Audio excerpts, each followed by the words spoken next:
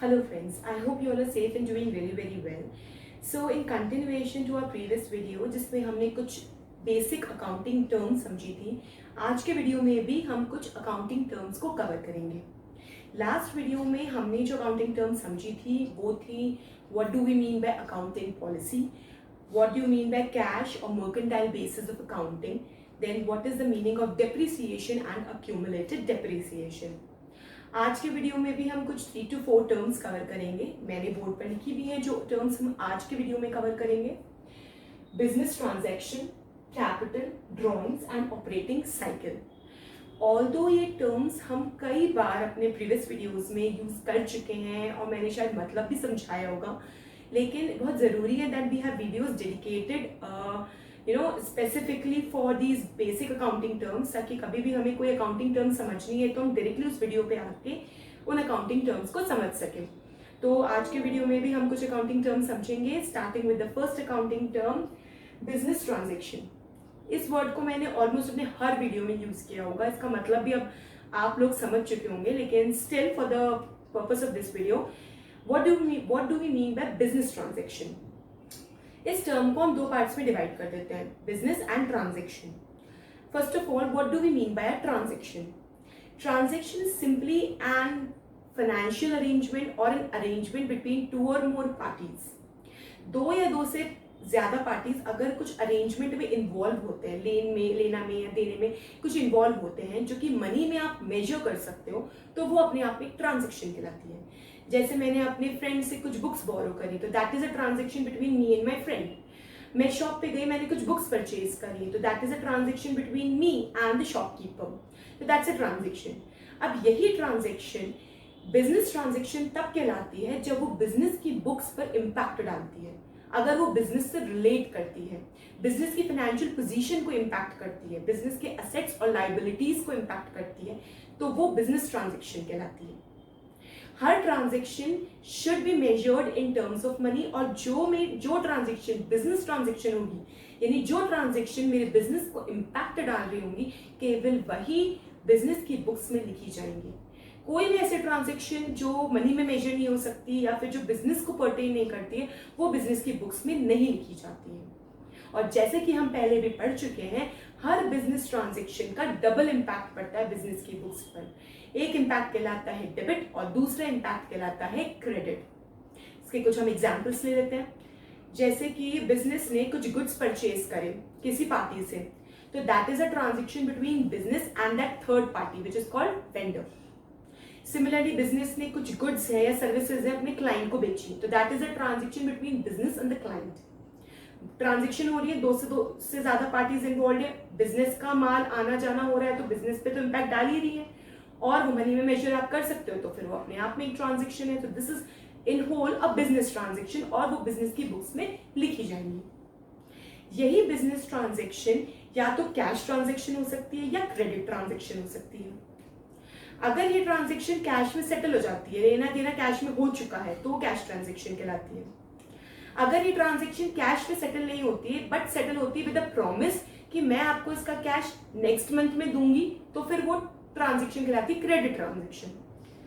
Business को rent पे करना है, बिजनेस ने लैंडलॉर्ड को बोला कि रेंट मैं अगले मंथ पे करूंगा, तो वो बिजनेस की बुक्स में रेंट तो बुक होगा ही होगा, बट वो as a credit transaction book होंगी, बिकॉज वो ट्रांजेक्शन एज अ प्रॉमिस के साथ हुई है कि मैं आपको नेक्स्ट मंथ में उसका पैसा दूंगा। सिमिलरली अगर मैं रेंट पे कर चुकी होती तो कैश ट्रांजेक्शन कहलाती। अगर हमने गुड्स परचेज करे और बिजनेस ने वेंडर को पैसा पे कर दिया तो कैश ट्रांजेक्शन है। अगर पैसा नहीं पे किया और ये प्रॉमिस दिया कि मैं आपको इसका पैसा अगले मंथ में चुकाऊंगी, तो क्रेडिट ट्रांजेक्शन है। तो बिजनेस ट्रांजेक्शन क्या होती है? कैश ट्रांजेक्शन भी हो सकती है, क्रेडिट ट्रांजेक्शन भी हो सकती है, मनी में मेजरेबल होनी चाहिए, बिजनेस को इम्पैक्ट करनी होनी चाहिए, और हर बिजनेस ट्रांजेक्शन का डबल इम्पैक्ट बुक्स पे पड़ता है। Business transaction can be either internal transaction, can be an external transaction. Internal parties के बीच में हो रही है, जैसे बिजनेस ने डेप्रिसिएशन बुक करा तो दैट्स एन इंटरनल ट्रांजेक्शन। वही बिजनेस ने अगर रेंट पे करा, that's an external transaction. So I hope I am clear with this term of business transaction. सबको समझ आया है कि what is business transaction. So let's proceed towards the second term of today's video, which is capital. What do you mean by capital? Suppose करिए me being a chartered accountant मैं decide करती हूँ कि मुझे अपनी खुद की सीए फर्म खोलनी है, यानी मैंने डिसीजन लिया कि मैं अपना खुद का बिजनेस स्टार्ट करूंगी। अब बिजनेस को स्टार्ट करने के लिए जो मुझे बेसिक मिनिमम चीजें चाहिए वो क्या है? मुझे एक जगह चाहिए, मुझे एक टेबल कुर्सी चाहिए, लाइट्स चाहिए, फैन चाहिए, एसी चाहिए, लैपटॉप चाहिए और कुछ बुक्स चाहिए, मुझे कुछ थोड़ा बहुत स्टेशनरी का सामान चाहिए। तो मैंने 1 लाख रुपीज में सारा सामान मैंने खरीदा। मैंने एक जगह ली रेंट पर, लैपटॉप खरीदा, बिजनेस लाइट फैंस लगाए, एसी लगाया और मैंने एक लैपटॉप लिया और मैंने कुछ बुक्स स्टेशनरी परचेज करी, कैलकुलेटर वगैरह वगैरह। ये सारा सामान मैंने 1 लाख रुपीज में ले लिया और मैंने अपना बिजनेस स्टार्ट कर लिया।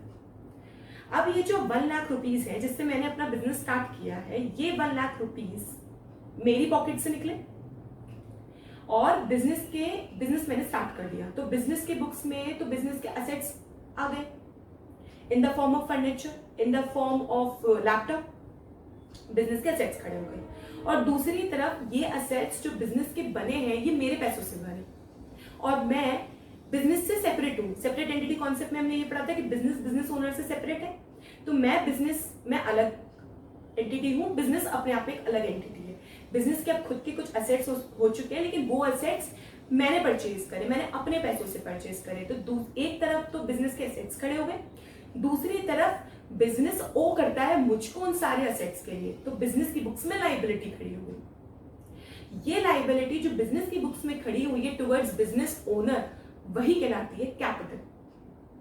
मैंने जितने पैसों से अपना बिजनेस शुरू करा, जो इनिशियल पैसा मैंने अपने बिजनेस में लगाया और जो बिजनेस की लाइबिलिटी बन गई है टुवर्ड्स मी और टुवर्ड्स बिजनेस ओनर, वही बिजनेस की कैपिटल कहलाती है। अब सपोज करिए कि यही सीए फर्म मैंने अपने फ्रेंड के साथ पार्टनरशिप में खोली, तो मैंने तो अपने पैसों से सारा ये सब फर्नीचर वगैरह खरीद लिया और उसने 1 लाख रुपए बिजनेस के बैंक अकाउंट में डिपॉजिट करा दिए। सिंस बिजनेस एक सेपरेट एंटिटी है तो हमें एक बैंक अकाउंट बिजनेस के नेम से चाहिए, जिसमें जो भी लेना देना, जो भी पैसा आएगा जाएगा, सब उस बैंक अकाउंट से ऑपरेट होगा। तो दूसरे पार्टनर ने मेरे 1 लाख रुपीज से बिजनेस का बैंक अकाउंट खोल दिया। तो अब बिजनेस के बुक्स में 2 नेचर के असेट्स हैं।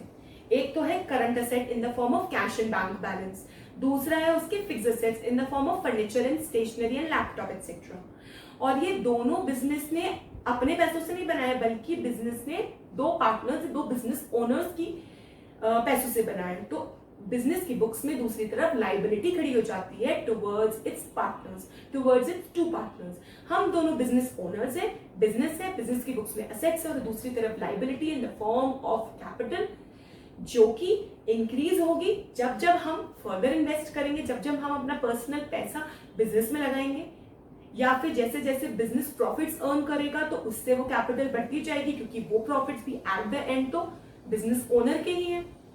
और अगर हम बिजनेस का कोई भी गुड्स या कोई भी पैसा अपने पर्सनल यूज के लिए निकाल लेंगे तो उतने ही अमाउंट से बिजनेस की वो कैपिटल कम होती जाएगी, बिजनेस की वो लाइबिलिटी कम होती जाएगी। या फिर अगर बिजनेस को कोई लॉसेस हो जाते हैं तो उससे भी वो कैपिटल कम होती जाएगी। तो कैपिटल का मतलब वो होता है जो एक प्रोप्राइटर या फिर पार्टनर्स मिलकर बिजनेस में इन्वेस्ट करते हैं और बिजनेस स्टार्ट करते हैं, जो कि विद टाइम इंक्रीज होती है विद प्रॉफिट्स और विद फर्दर इन्वेस्टमेंट, या फिर डिक्रीज होती है विद द अमाउंट विड्रॉन और with amount of any kind of loss that business has incurred.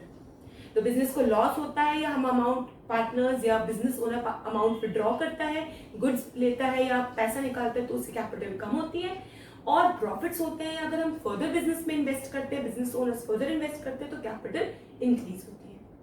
So capital can also be termed as owner's equity or net worth, which is a total of the amount invested by the business owners along with all the profits oblique losses of the business. So this is the meaning of capital. इस term को भी हमने कई बार use करा है, लेकिन आज हमने स्पेसिफिकली इस टर्म को समझ लिया। अब थर्ड टर्म जो कि मैं ऑलरेडी समझा चुकी हूँ, लिंक्ड है to the term capital, is called drawings. What do you mean by drawings? मैंने कुछ पैसा लगाया बिजनेस में, अपना बिजनेस स्टार्ट करा, अब मुझे कुछ पर्सनल यूज के लिए पैसों की जरूरत पड़ गई, तो मैंने बिजनेस के बैंक अकाउंट से सपोज करिए 10,000 या 50,000 रुपीज निकाल लिए अपने पर्सनल यूज के लिए। सेपरेट आइडेंटिटी कॉन्सेप्ट कहता है कि मैं बिजनेस से डिफरेंट हूँ, तो अगर मैंने बिजनेस के बैंक अकाउंट से अपने पर्सनल यूज के लिए कुछ पैसे निकाल लिए तो उससे बिजनेस की कैपिटल कम तो हुई और बिजनेस की लाइबिलिटी टुवर्ड्स बिजनेस ओनर कम हो गई, और ये जो ट्रांजेक्शन है वो कहलाती है ड्रॉइंग्स। ड्रॉइंग्स का मतलब सिंपल होता है कि जब बिजनेस ओनर अपने पर्सनल यूज के लिए या तो बिजनेस का कैश या फिर बिजनेस के कुछ गुड्स विड्रॉ कर लेता है। बिजनेस कुछ गुड्स में डील करती है, मुझे उन गुड्स की जरूरत हुई, मैंने अपने पर्सनल यूज के लिए बिजनेस के वो गुड्स यूज कर लिए, तो मैं ये नहीं कहूंगी कि अरे वो तो मैंने बिजनेस ने यूज करे, नहीं। बिजनेस ओनर सेपरेट है, अगर उसने अपने पर्सनल यूज के लिए कोई अमाउंट बिजनेस की पॉकेट से निकाला है तो वो बिजनेस की बुक्स में एज ड्रॉइंग्स रिकॉर्ड होगा। बिजनेस की लाइबिलिटी उतने अमाउंट से कम होगी, क्योंकि अगर मैंने 1 लाख रुपए निकाल लगाए और 10,000 निकाल लिए तो ऑब्वियसली बिजनेस की लाइबिलिटी 10,000 से कम हो गई। नाउ बिजनेस को सिर्फ 90,000 ही अपने बिजनेस ओनर को एज अ लाइबिलिटी चुकता करना है, तो दिस इज कॉल्ड ड्रॉइंग्स। अब the fourth term of today's video is operating cycle. जब operating cycle normally is the period या time in which any particular asset or liability gets converted into cash। कोई asset है books पे, current asset है, for example debtors खड़े हैं, तो अगर मेरे डेटर्स जो है, जो एक नॉर्मल ऑपरेटिंग साइकिल में मैं अज्यूम करती हूँ कि इस ऑपरेटिंग साइकिल में डेटर्स मुझे मेरा पैसा चुका देंगे, या फिर मेरे क्रेडिटर्स खड़े हैं, मुझे पैसा चुकाना है वेंडर्स को, तो operating cycle is the time जिसमें मैं अज्यूम करती हूँ कि मैं इतने पीरियड में तो अपने क्रेडिटर्स को चुका ही दूंगी। अगर कुछ मेंशन नहीं होता है तो operating cycle is always assume to be of 12 months. हम अज्यूम करते हैं कि 12 महीने में कोई पर्टिकुलर एसेट कैश में कन्वर्ट हो जाएगा, या 12 महीने में मैं अपनी लाइबिलिटी को सेटल कर दूंगी, और इसी ऑपरेटिंग साइकिल से मेरे एसेट्स डिसाइड होते हैं, डिफाइन होते हैं एज करंट और नॉन करंट। जो मेरे assets and liabilities with in operating cycle with in 12 month settle up हो जाते हैं, मुझे पैसा मिल जाता है, मैं दे देती हूँ, तो वो मेरे कहलाते हैं करंट एसेट्स और करंट लाइबिलिटीज। और जिन एसेट्स और जिन लाइबिलिटीज का लेना देना या सेटल अप आफ्टर 12 मंथ से आफ्टर ऑपरेटिंग साइकिल होता है, वो मेरे कहलाते हैं नॉन करंट एसेट्स या non current liabilities. The operating cycle simply means the time in which a particular asset or liability gets converted into cash, which is assumed to be of 12 months. तो आज के video में मैंने आपको 4 term समझाई।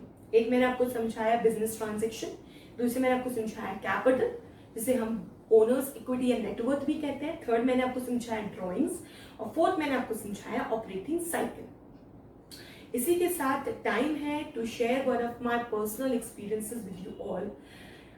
Last 2-3 videos में मैंने अपना पर्सनल एक्सपीरियंस नहीं शेयर किया बिकॉज मुझे वीडियो बनाने का ही टाइम नहीं मिल रहा था, लेकिन सिंस आई एम ट्राइंग कि मैं वापस से रूटीन आ सकूं, तो मैंने सोचा क्यों ना फिर से एक पर्सनल एक्सपीरियंस शेयर किया जाए। तो फ्रेंड्स, जब मैंने डिसाइड किया था कि मुझे सीए करनी है तो मैंने फुली डेडिकेटेड हो गई थी, मैंने फुली अपने आप को सीए में इन्वॉल्व कर लिया था। मेरे लिए बस मेरी पढ़ाई, मेरी आर्टिकलशिप, मेरी ये डिग्री, यही सब कुछ हो गया था। मैंने अपने आप को पूरी तरीके से सोशल लाइफ से कट कर लिया था। ना मैं अपने फ्रेंड्स के साथ कहीं घूमने फिरने जाती थी, कोई रिलेटिव्स आते थे तो मैं ना उनसे मिलती थी, ना मैं कहीं किसी फैमिली वेकेशन पे जाती थी। अगर मेरे मम्मी पापा कहीं जा भी रहे घूमने तो मैं जाती ही नहीं थी उनके साथ, क्योंकि मुझे तो पढ़ना है, मुझे पढ़ना है, मैं कहीं नहीं जाती थी, मेरी आर्टिकलशिप ही है। तो मेरे बहुत ज़्यादा फ्रेंड्स बने, ना मैं बहुत ज़्यादा मिंगल अप हो पाई, और इसके आफ्टर इफेक्ट्स ना मैंने बाद में फेस करे। मतलब जब मैंने जॉब वॉब स्टार्ट करा तो मैं देखती थी कि मैं लोगों से ज़्यादा बात नहीं कर पाती थी, मैं अपना व्यू एक्सप्रेस नहीं कर पाती बहुत अच्छे से, कॉन्फिडेंटली येस और नो नहीं बोल पाती थी मैं। ये इसलिए होता था क्योंकि जब टाइम था, जब मैं फ्रेम हो रही थी एज अ पर्सन, मैं ग्रूम हो रही थी, तो मैंने अपने आप को उस तरीके से उस तरीके का एनवायरनमेंट अपने आप को दिया ही नहीं। तो मतलब मैं हमेशा ऐसे सोचती थी कि यार अभी अच्छे से पढ़ लेती हूँ, बस मेरे एग्जाम्स निकल जाए, एक बार मैं सीए बन जाऊँ, फिर तो मैं एंजॉय करूँगी, अपने फ्रेंड्स के साथ घूमूंगी, फैमिली के साथ वेकेशन पे जाऊँगी। मुझे गिटार सीखना होता था और मैं आज तक भी गिटार नहीं सीख पाई हूँ, तो मैं सोचती थी एक बार मैं सीए बन जाऊँ, उसके बाद मैं गिटार भी सीखूंगी। तो फिर नहीं हो पाया, कुछ नहीं हो पाया। सीए बनी, उसके बाद वो था कैंपस प्लेसमेंट थी, उसकी मुझे तैयारी करनी थी। उसके बाद मेरी जॉब लग गई, फिर मैं 9 to 7 अपनी जॉब में इन्वॉल्व हो गया। फाइनेंस में तो सिटिंग आवर्स भी अच्छे खासे होते हैं, तो कभी कभी लेट भी मैं ऑफिस के लिए काम कर रही हूँ, फिर मैं अपने आप को पूरी तरीके से ऑफिस में इन्वॉल्व कर लिया कि अच्छा काम करना है, अच्छा परफॉर्म करना है। तो वो टाइम कभी आया ही नहीं, वो कोई घूमने फिरने का टाइम नहीं आया, कुछ सीखने का टाइम नहीं आया, अपनी कोई हॉबी परस्यू करने का कोई टाइम नहीं आया। तो अपने इस पर्सनल एक्सपीरियंस से मैं आज के डेट में ना, इतने साल बाद, जो मैं पुराना अपना पीरियड सोचती हूँ, तो मैं सोचती हूँ कि काश मैंने ना मैनेज किया होता अच्छे से, मैंने बैलेंस बनाया होता अच्छे से, और मैंने अपनी पर्सनल ग्रूमिंग को भी टाइम दिया होता, मैंने अपनी हॉबीज़ को भी टाइम दिया होता, जो मैंने सोचा मैं बाद में करूँगी और वो बाद मेरा कभी नहीं आया। तो फ्रेंड्स, मैं अपने पर्सनल एक्सपीरियंस से आप लोगों को ये बताना चाहती हूँ कि जितनी इम्पोर्टेंट आपकी स्टडीज़ है, आपका करियर है, उतना ही इम्पोर्टेंट आपकी पर्सनल ग्रूमिंग भी है। आप सीए बन जाओगे, सीए बनने के बाद जब आप आगे बढ़ोगे तो life is again full of challenges. CA करना इज अ चैलेंज, अपना कोई भी करियर आप परस्यू करो अपने आप में इट्स अ चैलेंज। आपको मेहनत करनी है, फोकस आपको रहना है, लेकिन आप ये मत सोचो कि अपने एक बार मैं पढ़ाई कर लूँ, स्टडीज कर लूँ, तो उसके बाद मैं ये करूंगी या उसके बाद मैं एंजॉय करूंगी, उसके बाद लाइफ आपको कुछ और चैलेंजेस दे देगी। तो जो लाइफ है ना, जो जीना है वो आज है, लाइफ आज में है। तो अपने रूटीन को इस तरीके से आप प्लान करो कि थोड़ा टाइम आप अपने लिए भी निकालो, थोड़ा टाइम अपनी पर्सनल ग्रूमिंग के लिए भी निकालो, लोगों से मिंगल अप होना, थोड़ा सा आप अपनी हॉबीज को करना, ये भी बहुत जरूरी है। इससे आपकी पर्सनल ग्रूमिंग होती है, आप में वो कॉन्फिडेंस आता है कि जब आप जॉब करोगे, अगर आप बिजनेस करोगे, तो आपको हमेशा लोगों से मिलना होगा, लोगों से बात करनी होगी आपको, तो आप कर पाओ। अगर आप अपने आप को पूरी तरीके से कट करके सिर्फ ऐसे घुस जाओगे तो आप एक टारगेट तो अचीव करोगे, पर कहीं ना आप अपने आप पर्सनली अपने आप को लूज कर जाओगे।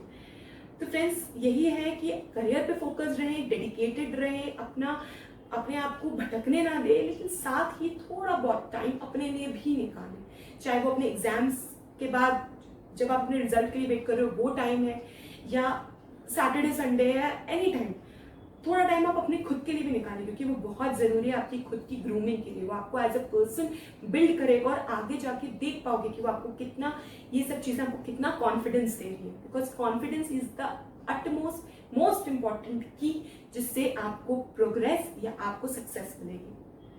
तो अपने पर्सनल एक्सपीरियंस से मैं आज यही आप लोगों के साथ शेयर करना चाहती थी। आई होप मेरा पर्सनल एक्सपीरियंस आप लोगों को कुछ हेल्प आउट करे, काम आए। आई होप मेरा आज का वीडियो आप लोगों को पसंद आया हो। Please press the like button, please share with my video, जिन के साथ आप शेयर कर सकते हो मेरा वीडियो शेयर करिए। Please subscribe to my channel if you have not subscribed earlier. Thank you for watching me, bye bye, take care.